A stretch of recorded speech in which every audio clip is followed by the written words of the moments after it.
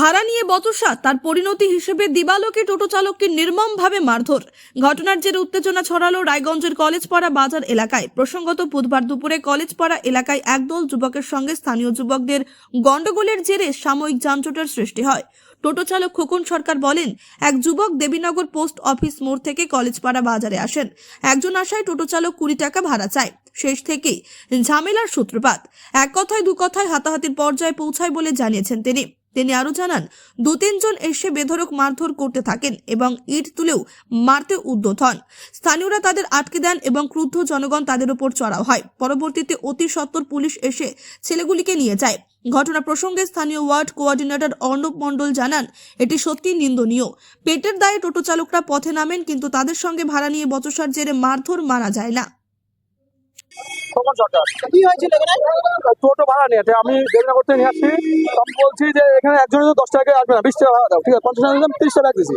তো বললাম যে 20 টাকা বলে না, 10 টাকা আসি আমরা দুর্গাপুর টাকা সেই ইতিহাস তো 10 টাকা বাস স্ট্যান্ড আছে। সেবার তোমার একার জন্য এখানে 10 টাকায় আসতো না, এটুকু আমি বলছি। ঠিক আছে, তুমি যদি 10 টাকা দেবো তাহলে বলতাম আমি 10 টাকা দেবো, তাহলে আমি আসতাম না। এই নিয়ে ঠিক আছে বলে যে না 10 টাকা ভাড়া দিই, আমরা দুর্গাপুর থেকে 10 টাকা আছি। ঠিক আছে, ছেলেটা ওই মেয়েটার সাথে কথা হচ্ছে, মানে নিয়ে আসছে একটা মেয়েকে, ছেলেটা এসে ওদের 10 টাকা দুর্গাপুরতে আছে, আমি সে আসতে পারো। তুমি এখানে 10 টাকা টোটো জিজ্ঞাসা করো যে যদি ওখানে 10 টাকা যায় আমি ভাড়াই নেবো না। পোস্ট অফিস মোড় থেকে।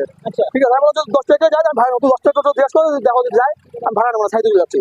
আচ্ছা এই বলে আমি টাকা বললাম, তাহলে গাঁও মেয়েটাকে বললাম যখন উঠবা মিটে উঠবা, এই বললাম 30 টাকা দিয়ে দিচ্ছি, 40 টাকা ব্যাগ দিয়ে দিচ্ছি। ব্যাগ দিয়ে আমি ছেলেটা একটা ছেলেটা ও আসে আমাকে বলে আজকে গন্ধ যাচ্ছি আমাদের সাথে গন্ধ যাচ্ছি, এরকম গলা ধরে মাত্র গলা যখন ধরছে তখন 3 জন আসে, 3 ডাক্তার যে এরকম পাশে ঘুষাইছে।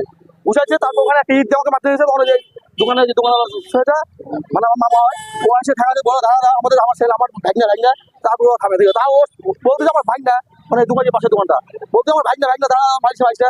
তাও ওরা ধীমদাকে মারতে তখন আসলো আমার কাকে আসলো, তখন ওরা ছাড়ছে। কোথায় বাড়ি আমার? এই যে সন্ধ্যার পিছনে বাড়ি, সন্ধ্যার পিছনে বাড়ি।